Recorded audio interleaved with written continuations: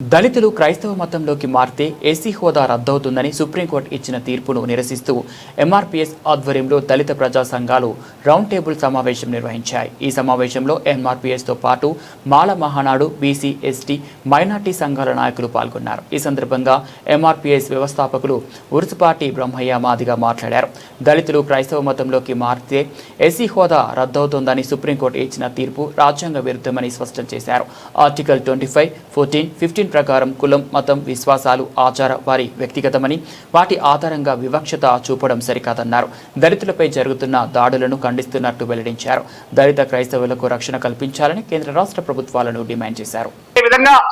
అదేవిధంగా 2022లో నేడు అధికారంలో ఉండబడినటువంటి ఎన్డీఏ కూటమి, నేడు అధికారంలో ఉండబడినటువంటి భారతీయ జనతా పార్టీ 2022లో జస్టిస్ కేజీ బాలకృష్ణన్ కమిషన్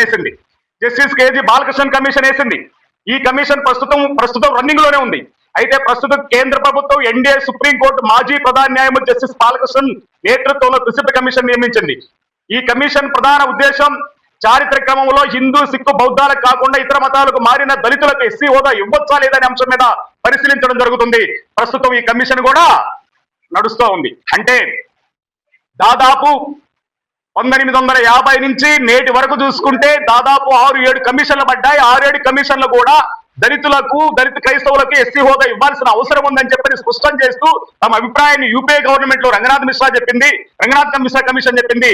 అదేవిధంగా ఈ రోజు చేసినటువంటి కేజీ బాలకృష్ణ కమిషన్ కూడా ఈ రోజు దాని మీద అధ్యయనం చేస్తున్న సందర్భంలో కమిషన్ సిఫార్సులు అమల్లోకి తీసుకోకుండా, కమిషన్ అధ్యయనం చేయకుండా, కమిషన్ సూచనల పరిగణలో తీసుకోకుండా ఈ రోజు సుప్రీంకోర్టు తీర్పు రావడం అంటే 100% ఈ దేశంలో ఉండబడిన దళితులకు భవిష్యత్తులో ఎస్సీ రిజర్వేషన్లు లేకుండా చేసే కుట్రలో భాగమేనని చెప్పని ఈ సందర్భంగా మేము తెలియజేస్తా ఉన్నాం. దానికోసం ఎస్సీ రిజర్వేషన్ అని కాపాడుకోవడం కోసం మా వంతు ప్రయత్నం మేము చేస్తాం. అయితే అంబేద్కర్ గారు ఆనాడు చెప్పాడు, మతం మారిన కులం మారదు అని. వాస్తవం ఏంటంటే కులం అనేది నిజం, మతం అనేది విశ్వాసం.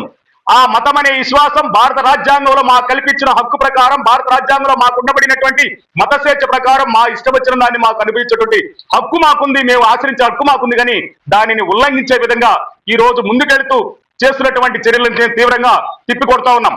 అదేవిధంగా నేను ఈ సందర్భంగా దళిత మేధావులకు విజ్ఞప్తి చేస్తా ఉన్నాను. నా మాల మేధావులకు విజ్ఞప్తి చేస్తా ఉన్నాను. నా మాదిగ మేధావులకు విజ్ఞప్తి చేస్తా ఉన్నాను. నా క్రైస్తవ సోదరులకి, నా ముస్లిం సోదరులకి అందరికీ నేను సవినయంగా విజ్ఞప్తి చేస్తా ఉన్నాను. ఈ రోజు జరగాల్సిన చర్చ బ్రాహ్మణుల మీద కాదు, భారత రాజ్యాంగం మీద చర్చ జరగాలి. ఈ రోజు జరగాల్సిన చర్చ బ్రాహ్మణుల మీద కాదు, భారత రాజ్యాంగం మీద చర్చ జరగాలి.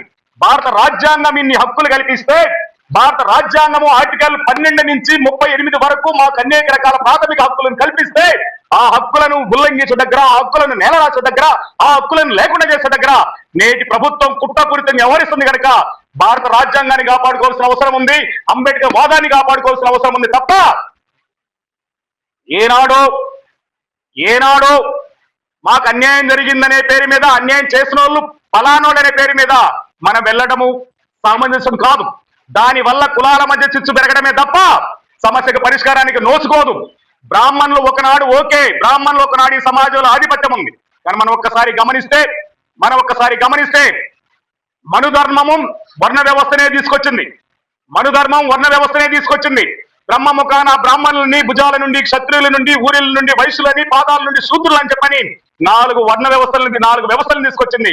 కానీ ఈనాడు ఈ హిందూ ధర్మం, ఈనాడు ఈ సనాతన ధర్మం కుల వ్యవస్థను తీసుకొచ్చింది.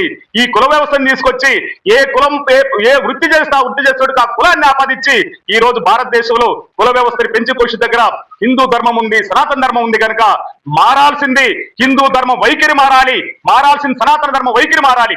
మేము అడుగుతున్నాం. ఇందాక మాట్లాడే క్రమంలో గతంలో కూడా సోదరులు ఒక మాట అన్నారు, మాకు అన్యాయం చేసిందే బ్రాహ్మణని, హెచ్సి ముఖర్జీ అన్యాయం చేశాడని. ఆనాడు ఉండబడిన ఆయన మాకు క్రైస్తవ ఎస్సీ హోదా వద్దన్నాడు అని చెప్పని. నిజంగా క్రిస్టియన్ మిషనరీలు ఆనాడు దళితులకు సేవ చేయడానికి వచ్చినాయి కనుక వాళ్ళు మాకు వద్దు ఆ హోదా అని చెప్పని ఆనాడు అన్నమాట వాస్తవమే. కానీ నేడు దళితులు ఎందుకు క్రైస్తవ మతంలోకి పోవడానికి కారణమైంది? దళితులు పోవడానికి కారణం హిందూ ధర్మే. హిందూ ధర్మమే, సనాతన ధర్మమే, మను ధర్మమే మమ్మల్ని చదువుకుంటే నాలుగు కోసి, చదువు వింటే చెవుల్లో సీసం పోసి, మూతికి ముంత కట్టి, మొలక తాటా కట్టి ఊరికి దూరంగా నెట్టివేయబడినటువంటి మీ మను ధర్మము, మీ హిందూ ధర్మమే మమ్మల్ని క్రిస్టియానిటీ వైపు పోయేటట్టుగా, మా దళితుల వైపు పోయే దగ్గర చేసింది. ఆ రోజు పోయినటువంటి వాళ్ళు మాకు గుడిచ్చారు, బడిచ్చారు, వైద్యం ఇచ్చారు, మమ్మల్ని అండగా నిలబడే ప్రయత్నం జరిగింది కనుక అటువైపు వెళ్ళడానికి మాకు సమానత్వం దొరికిన దగ్గర, మాకు ప్రేమ దొరికిన దగ్గర, మాకు అభిమానం దొరికిన దగ్గర ఆ రోజు ఆ దళిత క్రైస్తవులు అటువైపు మగ్గడానికి కారణమైంది. ఆ మగ్గడానికి కారణమైంది ఈ హిందూ ధర్మం, ఆ మగ్గడానికి కారణమైంది ఈ మను ధర్మం. మారాల్సింది మను ధర్మ వైఖరి మారాలి, మారాల్సింది సనాతన ధర్మ వైఖరి మారాలి. మారకుండా ఈ రోజు క్రిస్టియన్ల మీద భవిష్యత్తులో అన్ని వ్యవస్థలు అందరూ కూడా క్రిస్టియానిటీ వైపు మగ్గు చూస్తే ఈ దేశం హిందూ దేశం కాకుండా ఎక్కడ పోతుంది అనేటువంటిగా భయంతో ఈ రోజు మత స్వేచ్ఛని అడ్డుకునే కుట్ర జరుగుతా ఉంది. ఆ మత స్వేచ్ఛను అడ్డుకునే కుట్ర చేస్తున్నటువంటి ఈ ఆర్ఎస్ఎస్ మనువాదులకి ఈ రోజు ఈ దేశాన్ని పరిపాలిస్తున్నటువంటి భారతీయ జనతా పార్టీకి మేము సూటిగా హెచ్చరిస్తా ఉన్నాం. మీకు చిత్తశుద్ధి ఉంటే దళితుల పట్ల, దళిత క్రైస్తవుల పట్ల మీకు చిత్తశుద్ధి ఉంటే ఎస్సీ దళిత క్రైస్తవులకు ఎస్సీ హోదా ఇవ్వాల్సిన అవసరం ఉంది. ఈ కమిషన్లన్నింటినీ కూడా ఆధారంగా చేసుకొని ప్రామాణికంగా తీసుకొని తక్షణమే కేంద్ర ప్రభుత్వం స్పందించాలని, కేంద్ర ప్రభుత్వం స్పందించేంత వరకు ఈ దేశంలో ఉండబడినటువంటి అన్ని వర్గాలను కలుపుకొని, క్రైస్తవ వర్గాలను కలుపుకొని నా మాల సోదరుల్ని, నా మాదిగ సోదరుని, నా లంబాడ సోదరుని, నా గిరిజన సోదరులందరినీ కూడా సమైక్యంగా కూడగట్టుకొని ఒక భవిష్యత్తులో బ్రహ్మాండమైన ఉద్యమానికి శ్రీకారం చుట్టి దళిత క్రైస్తవుల హక్కులు కాపాడుకుంటామని, దళిత క్రైస్తవులకు అండగా ఉంటామని, ఈ దేశంలో ఉండబడిన ముస్లింలకు అండగా ఉంటామని మేము స్పష్టంగా తెలియజేస్తా ఉన్నాం. మా హక్కులను కాలరాలని చూస్తే రానున్న రోజుల్లో భారతీయ జనతా పార్టీని ఒక్కటి వేడుక పెకిలిచ్చే దమ్ము ఈ దేశంలో దళితులకు ఉందన్న విషయాన్ని కూడా స్పష్టం చేస్తా ఉన్న సందర్భంగా మేము తెలియజేస్తా ఉన్నాం.